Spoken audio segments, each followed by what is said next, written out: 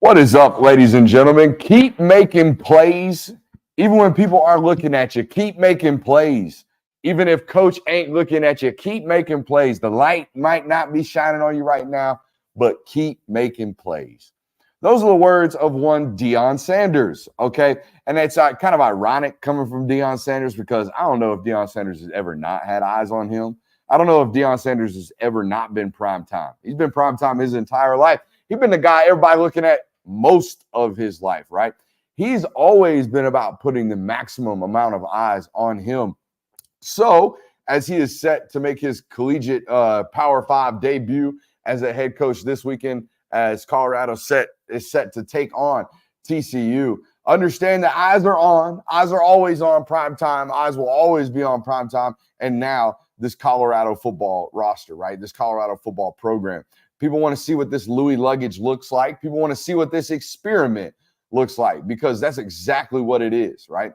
Put Deion aside. Let's take the showman that is Deion Sanders, and let's put him aside.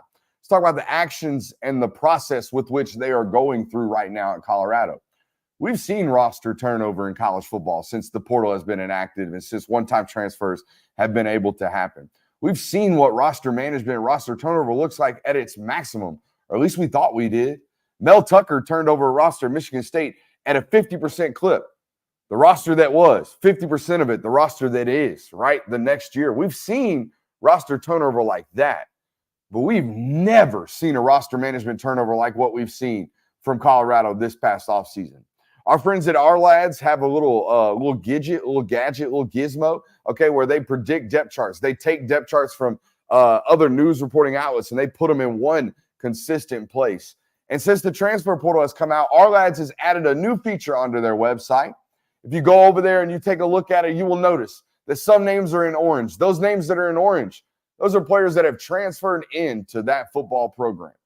If you go look at Colorado's Two Deep right now on Our Lads, you will see that 9 names on their Two Deep were on that roster from last year. 9 out of 44 football players in their first 2 teams on offense and defense were there last year. That's a turnover rate we've never seen in college football. Not at this rate, okay? Not at a program like Colorado. Hell, we've seen mid-major programs completely abandon the idea of ever signing another high school football player. We've seen it. We've seen UTEP sign 30 football players, 29 of them coming from the portal. We've seen roster management construction at its extreme, turning the volume all the way up to max. But we have never seen anything like this. And I'm, for one, am super excited to see it because I don't know whether or not it's going to work. I really don't. I don't know whether or not it's going to work this year. I don't know whether or not it's going to work long term. I don't know. But by God, I'm extremely excited to see whether or not it will. Because if it does work, I think this becomes normal. This the idea of going into a losing program and ripping it down to the literal studs and then replacing it and repairing it to a new this quickly, we'll see. And we'll see very, very early against a team like TCU. By the way, they have 5 games on their schedule this year against top 25 opponents. There will be no running and hiding for the Colorado Buffaloes this year, and they're going to be on front and out front and center and on front display for the entire world to see all year long. And that's how he wants it. That's how Deion Sanders wants it, and that's how he'll get it this year. Welcome in. We got a loaded show for you guys tonight. Okay, we're going to take a look at we're going to be joined by a friend of the show, PicKell, the lead voice, if you will, the lead face of On3's YouTube network. We're going to be talking to him tonight as well. We're going to go through a few programs, put them on upset alert, and we got a team, a few teams that have to win in week 1. I already talked a little bit about what we expect out of Deion Sanders' debut. We expect eyes on that man. And then we will talk about what players we believe are going to be at the front runner of the Heisman discussion, even just after 1 week here on the network. Welcome in. Make sure you're hitting that thumbs up button for those of you who are watching us tonight. We're on a different platform. Everything kind of went haywire on us today, but that's okay. Boys, how are we doing tonight on the national hour? Doing good, man. I mean, it's just living the life, talking football, watching some football, getting that tease of what week 1 football is going to be like. I mean, nothing better than that. There's no better feeling than just watching football on a weeknight. College football, new college football. So no complaints here. Are we even sure this is being broadcasted right now? There's people in the comment sections right now. Heck yeah, we're definitely being broadcasted then. So what's up? Yeah, no, it's college football week, man. It's week 1. It's not that week 0 stuff. It's that week 1, that real deal, that actual stuff. Let's start knocking out these topics before we get into anything else. Who's on upset alert this weekend, boys? What football teams are y'all out here being like, hey, man, watch out. That team kind of sneaky, though. I got 3 of them. 3? 3 of them. Because there's not a lot of options in some of these. Like, one of them is like, I don't know if you can classify it as an upset or not, but I think you could for sure.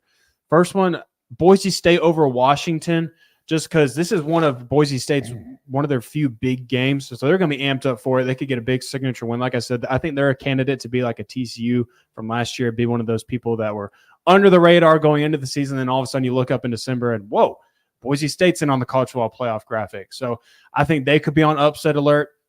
Second one, this is the one that's like, you may not count it as an upset, but I think it is. If Rutgers beats Northwestern, I think that's an upset. That's 2 programs that are pretty bad. That's wild. Yeah, but I think if Rutgers beats Northwestern, I think you can count that as an upset. And my last one, Coastal Carolina over UCLA.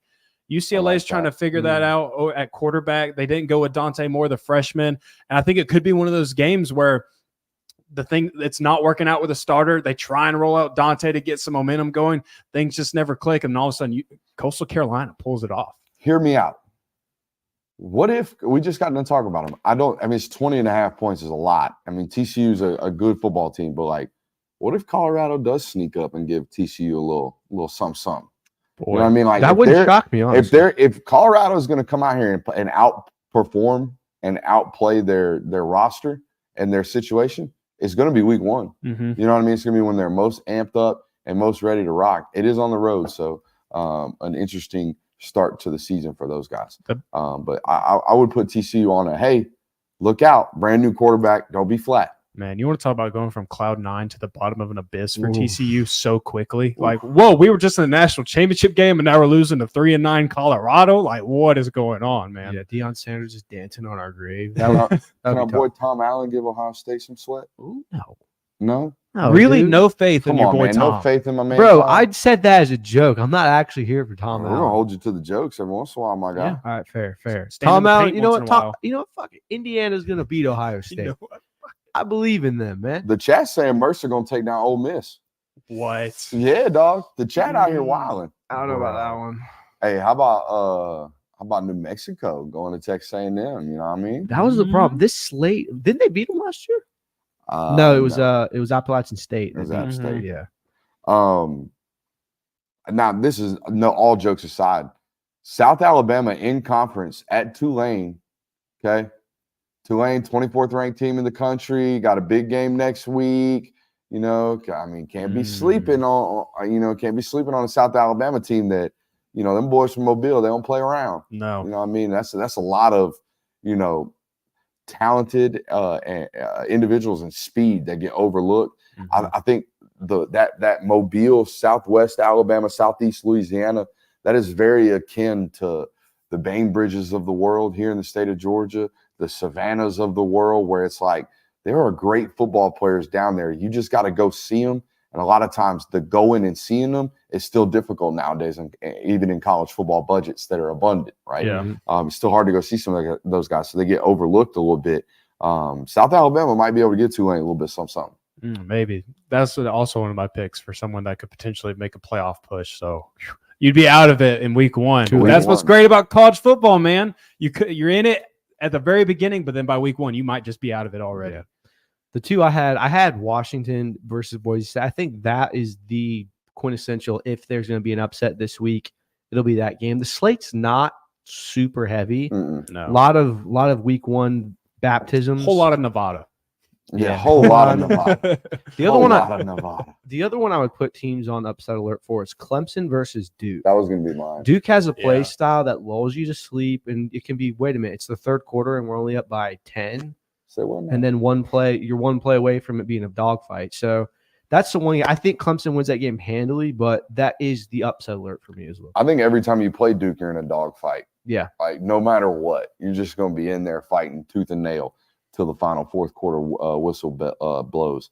So yeah, we got any more? Yes, that was my 3. No, that was all I had. What other topics we got tonight before we get to our Who guy? has to win week 1? How about that?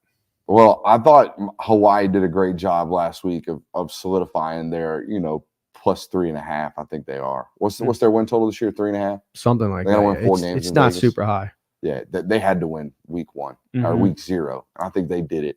That was kind of mine. I don't see Moral a lot of- victory or just like had the outright win? You're talking or about moral Vanderbilt victory? or Hawaii? You said Hawaii. Vanderbilt had to win. Okay. Vanderbilt has to beat their non-conference For slate. sure. If they don't, they will not have any type of season that they believe they do. Vandy has to win every single time they play a non-power 5. Yep. Every single time. Yeah. No ifs, ands, or buts. So they did what they were supposed to do. I know it's a cop-out. It's already there, but I don't really know who's on like, hey, watch out. You got to win this weekend. I think it's Clemson. Yeah. I mean, you have to win. I mean, you're going to be competing with FSU is what everybody seems to presume the battle in the ACC is going to be.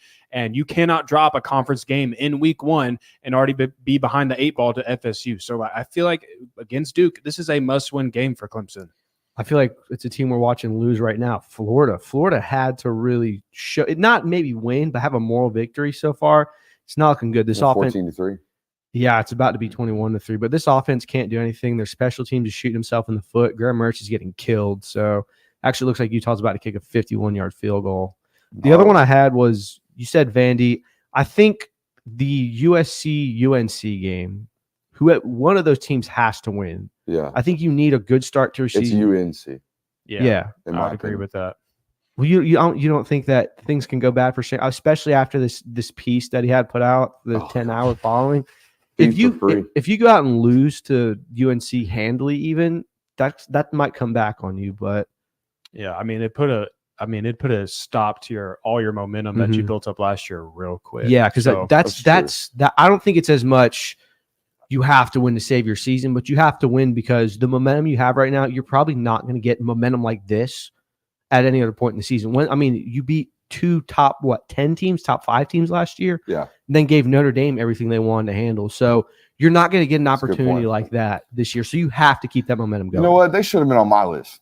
And you're right, because you can't be doing all this self-propagandizing and then go out and lay an egg week 1. yeah. Plus, you can't be having Brandon Marcello in the building 10 days before the opening game of the season against North Carolina, a ranked opponent in which you are an underdog against, and go out and lay an egg. You can't do it. plus, I mean, you lose UNC, you're going to be starting the season 1-2 probably, And you gave us the feet for free.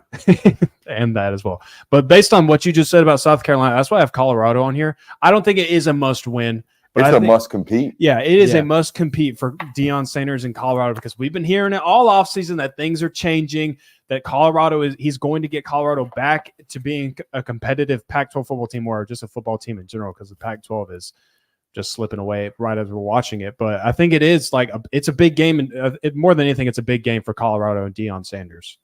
Absolutely. Yeah, that's all. I agree with that completely. All right. It's going to be Overreaction Monday. Somebody's going to be out here talking about so-and-so winning the Heisman. Yeah. And I think this is the only week we're going to be able to talk about him for a little while. Mm-hmm. If Drake May scores 45 points and beats South Carolina, that's the guy. Everyone's going to be like, oh, Drake May, not realizing that they're going to lose 5 games this season. Not realizing that FAMU put up 50 points on them last year. Not realizing that, all of these things are bad with regards to North Carolina football, or at least not great. So I think that's an obvious pick. And you could do the flip in, too, if Spencer Rattler has a big game. I'm just ripping y'all's notes. But if Spencer Rattler has a big game, you could totally see that. But how about this one? Okay. There's a USC football player that had a great week last week. Ooh, okay? I see where you're going with this. A USC football player that could possibly break a true record in college football. And it's the first true freshman to ever win a Heisman. What if Zachariah Branch just keeps stacking crazy-ass football games like he did last week? Yeah. That's a good one. Nevada's going to be punting the hell out the football this weekend. He's going to have plenty of opportunities to return punts. Okay? Going to have plenty of opportunities on offense to get some burn. Mm-hmm. There is a possibility that by the end of the year, Zachariah Branch has 20 touchdowns. 4 of them are on special teams. I like that, actually. I didn't even think about that. I mean, USC is also the last team to have back-to-back Heisman winners, so that's a good one. I didn't even think about that. Even cross my I mind. think the Pac-12 is such an afterthought for me now, and when you think USC, you think Caleb Williams. But no, Zachariah Branch has star potential, especially with that West Coast, so that's a good one. I think Cade Klubnik Oh, my bad. No. I cut you off, but all I was gonna say is that plus his quarterback has already won the award, so there's a lot of Heisman love to go to someone else, someone who hasn't won the award, and you have a Heisman Award winning quarterback throwing you the football. All of it's there. Hey, these ain't hot takes, man. These is the right takes. You know what I mean? Yeah, these is the right takes today. Anybody else? I was saying, I think if Cade Klubnik really looks good against Duke, because everyone's kind of anticipating what this Clemson offense is going to look like under Garrett Riley. So I think if he comes out and shines, because Clemson is respected as a perennial powerhouse football team. So if they have a guy that looks like he could be a major quarterback contender for them, he's going to get some Heisman love. Oh, we're completely ignoring one as well. Jaden Daniels and Jordan Travis. One of those dudes is going to be getting some Heisman love for sure. Absolutely. And Sam Hartman? Cash Jones? Sam Hartman maybe? Champ's getting love in the chat. I see Jackson Muschamp in the chat. That's why I made the joke. How about Jim Mora giving NC State a fist fight right now? UConn only down 10-7 against NC State. You called that one. I'll give you respect on that one. I told Jay Will in the car here, I was like, UConn's an interesting team this year because they've been so bad and they've been making the right moves. I kind of want to see. So. UConn got screwed. UConn was going to go to the Big 12. Mm-hmm. Oh, yeah. But they're the 17th team now. They're the odd man out. So, yeah, the Pac-12 bailing and just Oregon and Washington dipping out, and then them nabbing Utah and Arizona State. And they got a fourth, Colorado, obviously, taking that 14-team league to an 18-team league or 16 to 20. No, it's 14 now. They're going down to 12. They're adding 4. So they're going back to 16. Yeah. I would have made UConn the 17th team. I just don't think it happens now. You would think, I know they're not great at football, but you would think with both their men and women's basketball teams, you would think someone would want Someone's trying to go get them. And I think that's the premise of the discussions. Because obviously the rumors that I hear are coming from football coaches. I know some football coaches on that staff. And they thought for a while they were going to be the 16th or 15th, 16th team into the Big 12. It doesn't look like that's where it's going to end up now. That's tough. But they are a tough football team. That was a program that was down in the gutter a couple of years ago, and Jim Moore's got them turned around. Hey, the 2020 Heisman or national champions. Huh? You don't remember that? So UConn 2020, UConn said, you know what? We're not going to play. I don't remember who it was, whether it was the New York Times or something, but wrote an article about how UConn was the true national champions of 2020 because they were keeping players safe by not playing the season. So shout out UConn for winning the 2020. Hang the banner. Hang the banner. That's more respectable than UCF's Facts. freaking cop-out ass national championship banner. Speaking of UCF, the John Rice Plumlee over his hit. So. I think Dallas Hobbs should get a ring for that year. Y'all don't even know who Dallas Hobbs is, do you? Nah. Do y'all remember when the Players Coalition was created? And Vaguely. was it Trevor Lawrence? Oh, it was Justin Fields and all those guys came Okay. together and they were like, nah, we're playing. We're going to put out these tweets together. Well, there was one player. His name's Dallas Hobbs. He played at Washington State. He made all of those edits. Remember, the players came out with their own statement. They fabricated or created their own statement and made a release together. And Dallas Hobbs put that edit together. Do you know how I know that? How? Dallas Hobbs, friend of the show, used to do edits for us. Dang, that's dope. Wow. It was. Small world out here. I love moments like that. That's I cool. do. I love when, people that are like not necessarily fans of the show, but advocates of the show, they enjoy the content, they partake in the content. Sometimes they definitely watch the content for sure. Then they have an ability to impact the show. You guys are prime examples of that. Y'all enjoyed the content, and now you're parts of the content. Our graphics department is an exact example of that. Most of our writers are exact examples of that, right? And even some of our guests are exact examples of that, like our guy, JD PicKell. JD and I go way back, man. Our DMs, I was looking at him today. They go back when he was working for a small little company in Florida, and now he's basically the face of an entire network, a very large network over there on On3. So we're going to wrap out today's show with our guy, JD PicKell. I appreciate you guys that have been here watching us live. I know a bunch of y'all are watching us in reruns right on demand. Make sure you're hitting that thumbs up button. I thought this was a great conversation between two football guys, right? Two dudes that love college football, two dudes that played college football, and two dudes that love football in general. Let me know when you got that loaded up and ready to rock. Hey, for Brooks Dawson for the Film Guy Network, for JD PicKell, okay? Appreciate you guys. Love it. See y'all. All right. No, we've been wanting to do this forever, man. And I've always known, like, as soon as I get him on, I know what I'm gonna make him do. So your show is literally called The Hard Count. All right. That means I'm assuming, a Cornell guy yourself. I know you play B-back and running back, all that good stuff. But I got to hear the hard count. What's it sound like? We walk to the line of scrimmage, JD Pickle. We are on freeze. What's that hard count sound like? Let's hear it. Yeah, man, PicKell, it doesn't matter. I'm gonna move my mic away a little bit so I don't yell in your ear. I played a little bit of Wildcat quarterback, and so for me, I'm given the wave to send that jet motion across, and maybe we'll get them on two. We'll go, Green 8, Green 8. Say hot. All right, we're good. We're live. Set. And we'll give him a clap. Ooh. We're off to the races, baby. I'm telling you, we're reading that linebacker. He flies out. I'm going up the gut, baby. It's a beautiful thing. It was my best highlight entire collegiate career. Wildcat quarterback against Brown. Made the wrong read because I wasn't giving it 110% inside the 10-yard line. I'm keeping that thing. I don't care what that backer does. Got in the end zone. And a pleasure to be on with you. I admired your work for a long time, and I'm fired up to now be on the channel. Bro, I've been waiting to have you on the whole time. We're boys and all this, and I mispronounced your last name. That's just an absolute step on it right there. My bad right there, JD PicKell. No, dude, been same thing. Mutual admiration of the work, man. Like, I first found your stuff a long time ago watching some X's and O's stuff, some on the board work, and I'm like, dude, this guy, my brand of content right there, my kind of, I believe your term is program, my kind of program stuff right there. You know what I mean? My kind of content. So, it's always been some mutual respect, but some football guys. And I didn't want this, interview, if you will, or this portion of content that we're creating to feel like an interview. Wanted to feel like two guys that are just talking ball in their nice, fancy studios. So, yeah, man, we're going to do a couple of good things. Most notably the hard count. I've always found it fascinating to listen to different quarterbacks and how they fluctuate their sound, right? We're audio guys mostly, but we're also digital guys. And I'm a listener. I like to listen to dudes. So listening to Aaron Rodgers, he's a green 18, hype. He's a green 18 guy. Whereas Cam Newton used to be a ready guy. He'd be like, ready. Everyone's got their different ones. I listened to Drew Brees the other day, PicKell. He got underneath the center on a road game and literally just made random noises. He would walk up under center because they're not going to hear a real snap count, and he would just go, ugh! He would literally just grunt out loud to snap the football. I thought it was being a football nerd. I thought it was the most fascinating thing ever because I've heard dozens and dozens of snap counts. I've heard dozens and dozens of hard counts.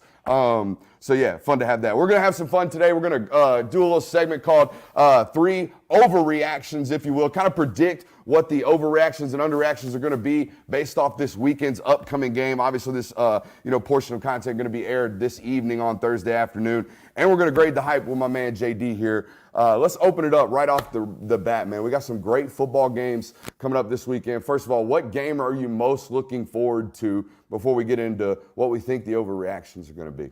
Dude, I said this on our live show.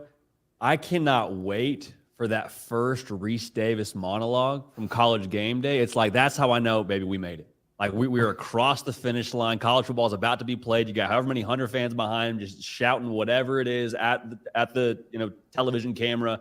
And when that monologue comes on, I'm like, okay, this is good. Now, on the field, from an on-field standpoint, dude, I can't wait to watch Drew Aller slinging it around. How long have we talked about what he could make Penn State and what they could eventually be with now, an upgrade at quarterback potential-wise and talent-wise. So I'm excited to see what they look like. I know they got West Virginia. I know it's not going to be the clashing of the Titans, but even so, man, if they can have that vertical presence offensively, and this, Brooks, they could be a team that maybe competes for a college football playoffs. But a lot of people got them in the college football playoff area of things right now in talking season. So I'm fascinated to watch that, man. That'll be a lot of fun. That and the monologue.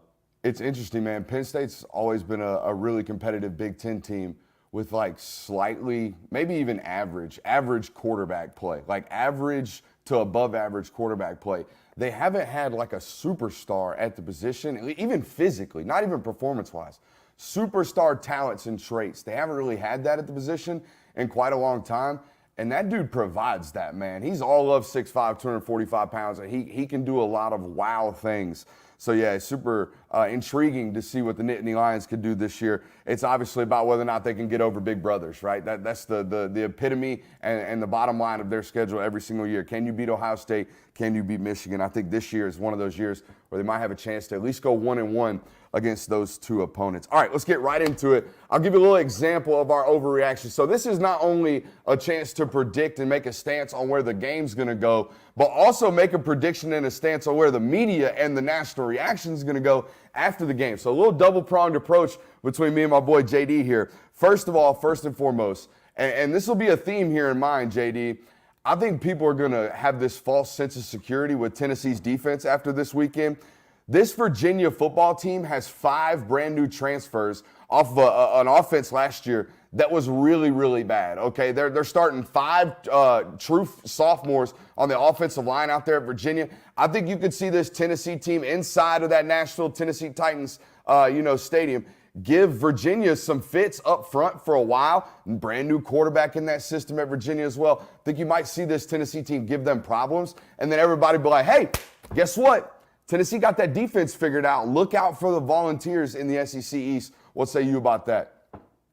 No, I mean, I think you're on the money because that's the big question, right? Is them and Joe Milton, are they going to be like just a little bit better defensively to get them over the hump? But week one's always funny, man, because we always want to make definitive statements about certain position groups we've talked about all offseason long. And secondary and the defense, I mean, is exactly that for Tennessee. But, I mean, to your point, brother, they got a quarterback transferring in from Monmouth. And I am the last person to throw shade at where anybody went to school. The jump from Monmouth to playing against an SEC defense, I would imagine there's probably an acclimation period. I think they draw the short end of the stick this upcoming weekend, obviously. So, I mean, I'm curious to see it. Give me a couple more weeks, man. I'm excited for when they go to the Swamp week 3 and play against Graham Mertz and whatever that offense looks like at that point in time. But, no, I'm curious to see what that defense looks like, obviously, and I don't think it's a great litmus test, unfortunately. I think they're favored by like 3 touchdowns or something, Brooks, right down the road from us in Nissan. Not going to be good. It's quite a bit. I mean, Virginia, since Tony Elliott's taken over, it's been kind of a slow turnover and a slow build right there in that transition between Bronco Mendenhall and Tony Elliott. So it'll be interesting. Do you have one for us, a prediction of an overreaction come Monday? Yeah, man. I'm going to stay in this game, and the margin for error with how we talk about Joe Milton is going to be so small. Because, Brooks, bro, the first time he overshoots somebody downfield, doesn't matter it's game 1, doesn't matter he balled out against Clemson, there's going to be everybody and their mama talking about, well, he doesn't have touch. Well, he can't throw the deep ball. Well, overthrow Joe, bazooka Joe. He can throw an orange 90 yards, can't throw a football 40 and hit his guy in stride. Like, you and I understand, like, this is a thing that takes some timing and probably takes a little bit of a ramp up during the season to totally get that dialed in. And an overthrow from Joe Milton gets such a greater response than any other quarterback overthrowing across the country. So I'm just ready for us to all talk about Joe Milton's touch and him not having it if he misses somebody deep downfield.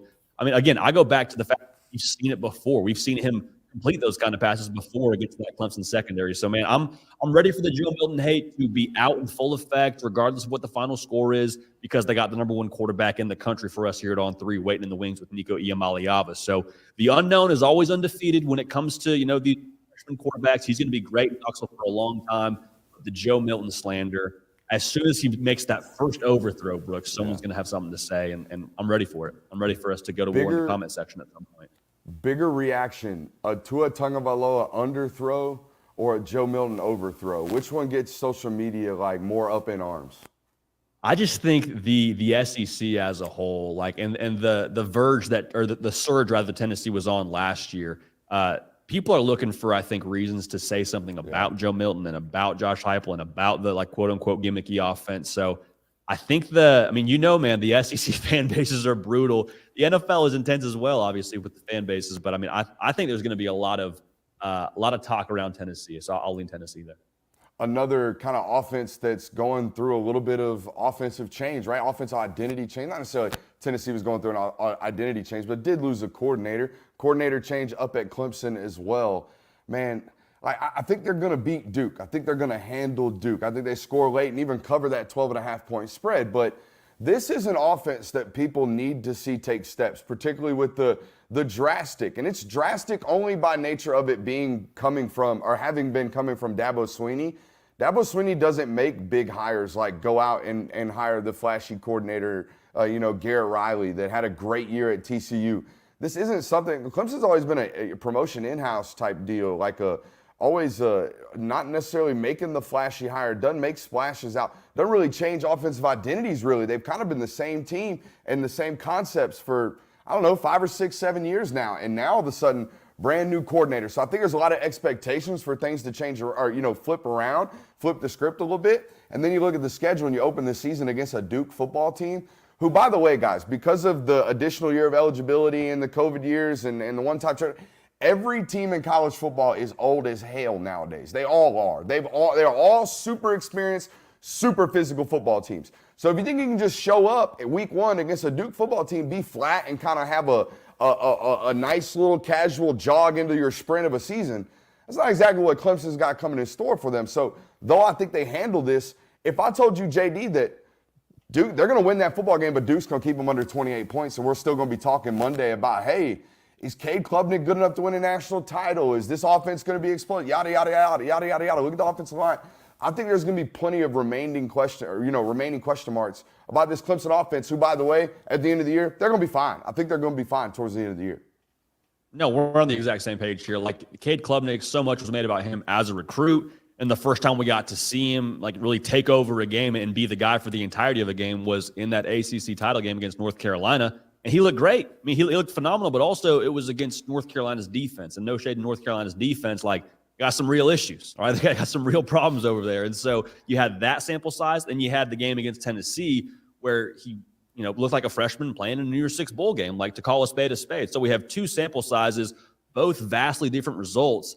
And we're talking about Cade Klubnik like he's supposed to go and be, a Heisman Trophy winner at the end of the year. And I'm all for Cade Klubnik. I'm all fine stocking the kid, but to put so much pressure on him in game 1 against a team like Duke, like you mentioned, really freaking good last year. Duke, football school, no longer a basketball school. In my opinion, they're a football school. We're biased there, of course. But, I think it probably will take a second for them all to get totally on the same page. Because it's new for Cade Klubnik being the guy at Clemson, new system, and it's new for all of his team as well. So they got to finish it, or figure it out rather up front to be able to protect him. But I'm also curious which weapons kind of show up for Clemson too. I mean, Antonio Williams, we know what he is, but outside of him, who else is stretching the field? You would hope it's someone like Adam Randall, who's got some burners on him and is like, I think 6'2", 220 or something crazy like that. But still need to see it. So I think it'll take a second, and I'm fired up to watch it, man. It'll be fun. I know there's a lot of returning starts there, but just because you got returning goods doesn't mean that the fridge is stacked with good food. You know what I mean? Like, yeah. Don't necessarily love the offensive line, despite the fact that they return a bunch of starters. Go watch that Tennessee game, man. I'm talking about blow through after blow through after blow through in that offensive line. And Cade Klubnik is good, but he's not like a physical freak. The evaluation with Cade Klubnik starts with what we've heard out of Clemson, which was that locker room was his immediately. Like DJ Uyunglele be damned. Like that was Cade Klubnik's football team towards the middle of the season, towards the end of it. It's all intangible with A minus to A plus goods. You know what I mean? This is not an off the charts physical intangible trait guy. So we can't really overcome everybody else's deficiencies, particularly with like slow starts and offensive coordinating, right? If we have some acclimation periods and offensive line play, could be a serious, serious problem. You got another one for me? Yeah, man, I'm kind of worried about this one. And so Sunday night, game of the weekend, arguably, I mean, Florida State, LSU, Orlando, the script writes itself. Yeah. I want us to get ahead a little bit of this narrative that like whoever loses this game, if it's by more than one score, right? Let's say LSU wins the game by 8 or 9. I'm nervous there's going to be an overreaction to us talking about Florida State, like, oh man, they were overhyped all offseason. Yeah. That it is what it is. We were wrong about Florida State because they lost to LSU in a definitive fashion. Like, I think both these teams, Brooks, are going to be in that college football playoff discussion come November, or at least they should be. Like, they have good enough rosters to be in that discussion. So either way, I mean, even if Florida State is definitively the better team on that Sunday, not a Saturday, that Sunday, I don't think we get like a ton of new information about what these teams are going to be in the long haul. So I want us to, get out in front of that. Both these teams are really freaking good. Both these teams are going to be really good for the duration of the season. They've got the proven production, not just a bunch of talented guys. They've got a lot of leadership. So a loss for either, team doesn't sink the ship. Now, it makes your path more difficult, but I don't think it's a thing where we have to overreact and talk about, Florida State and them being overhyped, or LSU and them being overhyped. So I like both teams a lot, and I'm excited to see what happens. Also, by the way, for both football teams, no time to lick your wounds if you lose. Like, LSU's got Mississippi State, Arkansas, and Ole Miss tat in weeks 3, 4, and 5. And then, Florida State's got to go to Clemson in week 4 and play those guys. So not a lot of times to sit around and do the woe is me stuff if you lose that football game. We talked about Tennessee's defense playing a lesser opponent. Man, I don't know, and it's year 2 of this guy's coaching career, so I don't want to take a stab at him. I don't know if there's going to be a worse offense in FBS or FCS football this year than Nevada, the team that USC plays this year or this week. Last year scored 18 points per game. JD, it's pretty abysmal. They got a transfer quarterback from an 0-12 Colorado team leading the way against this USC Trojans team this Saturday. If Lincoln Riley and my boy Alex Grinch don't put up a goose egg or less than 10 points allowed against Nevada, my God, they can't never play defense. I mean, they ought to be able to go out there with 10 and put up less than, what they did last week against San Jose State. So I think you're going to get a lot of people looking at scoreboards and going, look at USC's defense. Week 2, guys getting, accustomed to the system. Hey, it's all good. All the Band-Aids are sticking on to this body here. I don't necessarily think that to be the case just because you're going to go out and beat the hell out of Nevada, which should happen, by the way.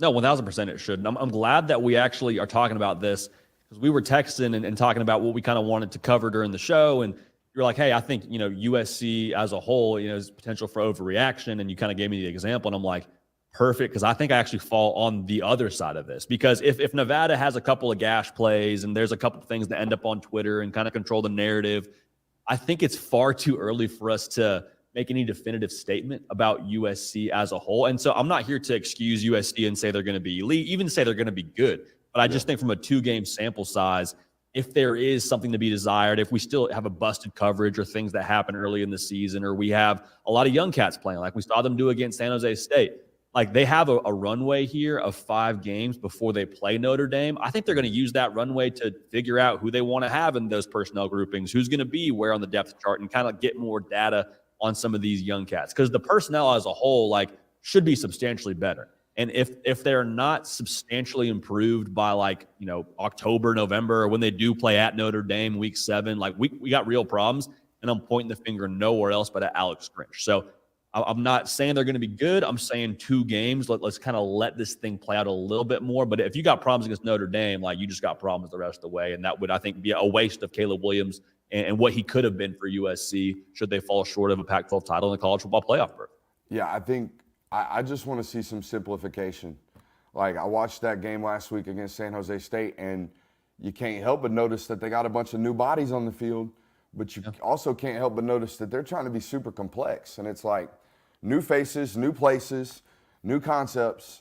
Why are you giving those kids so much? Y'all should out-talent your first 5 games. Play simple, be complex a little bit later in the year. I want to see some simplification from Alex Grinch. Do you have another one before we get into grade the hype? Man, this is just general. Let's not give someone the Heisman Trophy week 1. We do it every single year. When I say we, I don't mean you and I mean just the other individuals with microphones like to say Heisman Trophy winner or Heisman Trophy rankings, whatever. And it's we understand this is a November award. What you do week 1 does not matter in the slightest. I mean, ask Denard Robinson. And I loved Denard Robinson. I thought he was phenomenal at Michigan, one of my favorite players in college football history. But after the first 2 weeks, we're he's winning the Heisman Trophy, and it ain't even close, and he doesn't even get to New York City. So I want us to kind of be slow to make a definitive statement about the Heisman Trophy and keep from even talking about that until we get to November. Man, Denard Robinson, shoes untied. That was the craziest thing about him. Man played with his cleats untied. Imagine if he tied the shoes, Brooks. Imagine if he decided, I'm going to lace them up today. He might have won the Heisman Trophy. Who's to say he won it? Maybe it worked out in the league, too. I think it was a 4 or 5 year span where he was a slot receiver in the league for a while. But wildest thing, Mans didn't even tie his cleats. That's nuts. All right, a lot of off-season, talking season stuff, and it's over with, right? We are here. It is here. College football is happening as we are speaking right now. As this is airing, Utah is probably putting Florida in a phone booth, most likely, up there in Salt Lake City. So nonetheless, offseason talk is over, but the hype has built. The hype has built to this very moment. So now the hype is done, but it's time to grade the hype. You know what I mean? It's time to put some stamps on, hey, this team all offseason, they were talked about improperly, and we fitting to find out. This team all offseason was not talked about enough, and y'all about to find out, that kind of stuff. An example right here. Dude, we've talked about it on this show, and I don't know what your opinions are of this, JD, but we are a show me program, all right? We are a show me network. Texas lost 5 games last year under a score, all right? That tells me one thing. Yeah, you play tight football games, but it also tells me you don't know how to win tight football games. You are 0-5 in one-score ball games, okay? You return 10 of those 11 starters. Go show me that you can win 3 of those 5 before I come into a season claiming that you're about to be a college football playoff team, claiming that you're about to win a conference like the Big 12. By the way, that revolves around consistency. Of all the conferences that we have in college football, you've got to be consistently great, or consistently above average, I should say, in the Big 12 to walk through that sucker pretty, relatively unblemished, if you will. Texas and Sarkisian, his first 2 years, have shown me the antithesis of consistency. They've shown me flashes of greatness. They've shown me flashes of this and there. They've yet to show me consistency. So I have to wait, hold off and hold the chips on. Yeah, for sure. They're going to go win all 5 of those one-score games that, again, the Big 12 is going to put those on your doorstep. You might not have to play LSU one week, Mississippi State another, Ole Miss, and then bam, we got to play Alabama. But you do got to play a bunch of really, really good 8-5 football programs on a week-to-week basis that require you to get your football players up on a week-to-week basis, which is my main consistent question about Steve Sarkisian. What do you think of the hype this offseason around the Longhorns? No, I mean, I completely agree. Like, at this point in the year, it's funny because we sort of look past what happened last year from a gameplay standpoint. Like, we forget that they lost as many, one-score games or all the first half leads they blew. And we just look at the roster and say, golly, got Quinn Ewers, got a pretty deep backfield, even though they're unproven. We got Xavier Worthy, A.D. Mitchell. Like, you go down the line here and we just fall in love with rosters and schedules, and we look at it and we say, yeah, they should win every game on their schedule outside of Alabama. But that's not how the game is played. You don't line it up roster versus roster. You have to actually game plan and finish games. And so I think the thing with Texas this year, and this is probably why there is so much optimism around them, I mean, yours truly included. I don't know if I'm picking them to be a college football playoff team, but I think they're going to be really good and win the Big 12. It's year 3 now for Steve Sarkisian, and he's seen elite level cultures be solidified. I mean, he was at Alabama when they won a national title, was the OC there. No question if he has been around it. And so that gives me some confidence. He knows what it looks like. He knows where to set the bar at. And if you can't get it by year 3, I'm not calling for Steve Sarkisian's job. I'm not saying he shouldn't be the guy at Texas, but I am saying if it's not going to be done by year 3, we don't have your culture in place by year 3. Like, hey, when is that happening? No, that's to your point. You're going to the SEC. It's not getting easier than it is right now. You have the roster you have the quarterback you have. You still got good players in house with what you have recruited, but like, brother, help me help you. We got to have the right systems in place here if it's not done by year 3. You know what I'm saying? No, that's the rule. Around this network, we got a year 3 rule. If you are not competing for a national championship by year 3, unless your name is Dabo Swinney, history says you ain't doing it. Kirby Smart made a national title year 3 or year 2. Nick Saban won a national title year 3. Okay, even the regime at LSU, both the regimes at LSU, that happened relatively quickly in the last 2 decades that have won a national title. It happens now. Ohio State, Urban Meyer, year 2 or year 3. It happens right now in the college football era when you take over a program. By year 3, if you ain't it, you ain't it. There's a lot of stats about the returning production for Texas. One that I found today blew my top off. Okay, they returned 70% of their production from a tackling standpoint, JD. 70%. So when it comes to running the football, getting guys on the ground, Texas is going to be good. Dude, they returned 4% of their sack production from a year ago and 14% of their PBU production from a year ago. Their whole entire pass defense has disappeared. Their whole entire pass defense in a conference, by the way, that throws the football pretty damn well. Kind of concerned about what's going on out there in Texas. Give me a grade the hype that you've kind of been observing this offseason, JD. Yeah, man, a lot of Washington buzz. And I'm here for it. I'm just going to be slow to buy it. Dang it. Love Michael Penix Jr. I love what he did last year. I also remember, though, when he struggled at Indiana. And so I need to see a little bit more from Michael Penix Jr. and from what they're going to do. Also, the defense, like the Pac-12 is kind of built the same across the board. There's different levels of elite with the quarterback, obviously, with Caleb Williams being, the creme de la creme. But a lot of good quarterback play, a lot of good offenses. Is anybody going to play defense? And so I like the Washington juice. I like the fact that we're talking about them. I think that's good for the conference as a whole, probably good for the Big Ten when they end up getting there. But I'm a little bit slow to trust that they're going to be like this top 10 team. Like I could see them losing 3 football games. They got to play at Oregon State. They got to play at USC. I mean, they'll play Oregon again. So like the schedule is not going to be a cakewalk for them by any stretch of the imagination. In just one really good junior, I'm concerned about that being duplicated another year in the system. So we'll see on Washington. I'm here for the hype, but I can't buy into it for yours truly. Man. I think the Pac-12 is just too vicious right now. Big Washington fans here. Have you seen the Dunze kid, the wide receiver? Yeah, he's a big dude. Bruh, whoa. Like, oh my God, watch out. Like, gonna be an NFL monster that people are like, who the hell is this kid from Washington? Watch out. Dunze, and they got another guy that could probably go over 1,000 yards as well. Yeah, it's a priority of staying healthy as well with Penix. It's not just a matter of like, hey, we've seen some inconsistency in the play. Yeah, you were great year 1 at Washington. What happened year 2 and kind of towards the end of year 1 out there as a starter in Indiana? What happened? Oh, and the injuries too. Can we stay healthy? Can we stay consistent? I understand the questions about Washington. And I feel like there's 2 teams in that conference that play consistent defense. It's Utah and it's Oregon. That's really about it. It's a conference about offense. So they scored about as well as anybody else. That's why I'm kind of buying the hype out of Washington. I don't necessarily buy the hype from the Pac-12 from are they going to make the playoff standpoint with any of those teams, because all the teams we talk about, right? We talk about the Oregons. We talk about the Washingtons. We talk about the USCs. We talk about the Oregon States. We talk about the UCLAs. All those teams play each other in the last 5 weeks of the season. They don't spread it out like the SEC. They don't spread it out like the Big Ten. Them boys is going a month straight of duking it out towards the end of the season. And very rarely does a single team survive with a 1 or a no-loss record. So I get that. Hey, for the first time in my life covering college football, or even watching and loving on college football, I feel like Notre Dame is receiving the proper amount of love and the proper amount of hate. Normally we go into a season and everybody's hyping up Notre Dame as this national title contender because they're Notre Dame and they got them golden domes and it looks pretty and they get to slap that sign before they go out there and all that stuff, and everybody's buying into it.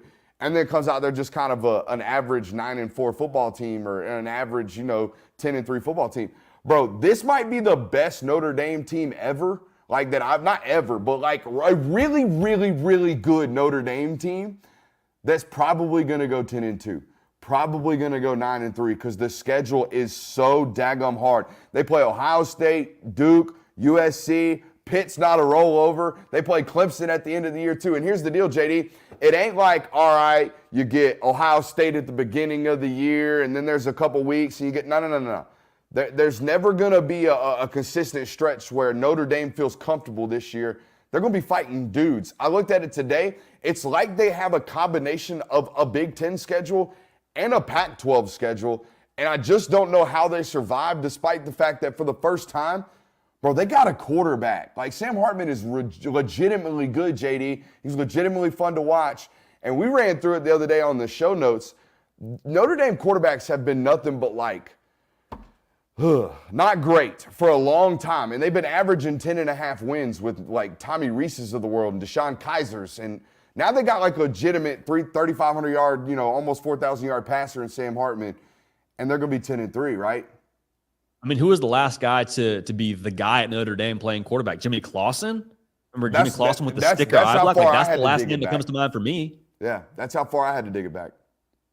I loved it. No, but I mean, I think what you're saying is on point, man. Like, Notre Dame could be the most impactful 10-2 football team in all of college football, meaning like they could end up spoiling it for a Clemson at the 11th hour or for a USC or for Ohio State and be a really good football team. Heck, they could get in themselves, Notre Dame.